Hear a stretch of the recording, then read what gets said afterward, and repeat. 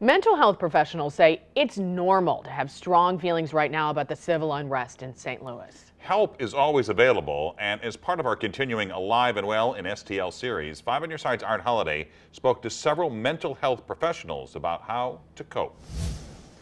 From tossing and turning in bed to crying, you're not alone if the recent protests in St. Louis have affected you. They're feeling the stress, they're feeling the anxiety, they're feeling grief over what's happened in their community. Margaret Schicker is the Director of Counseling Services for Provident.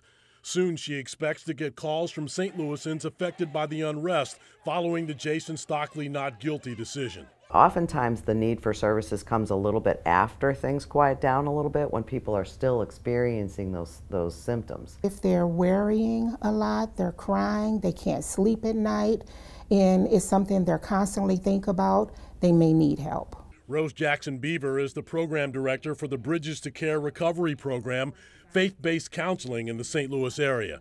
She says it's normal to react to stressful situations like St. Louis's civil unrest. Oftentimes they may withdraw from others and just don't want to talk, and they hold all the pain inside. Another community mental health resource is Behavioral Health Response in West County.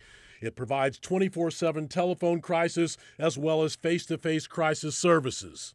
Sometimes mental health professionals need to recognize their own stress from helping others.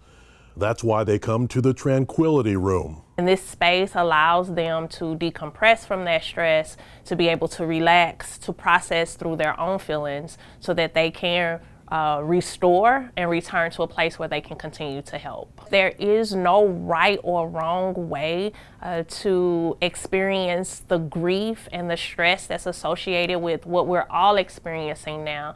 We're all impacted in one way or another, and help is available. Recovery is possible. The message from these mental health professionals is that if you're having unusual feelings that last more than a few days, don't hesitate to seek help for yourself or a loved one. We're committed to helping our community live alive and well. For information on dealing with trauma and toxic stress, look for a list of resources on aliveandwellstl.com. Click on the Get Well section.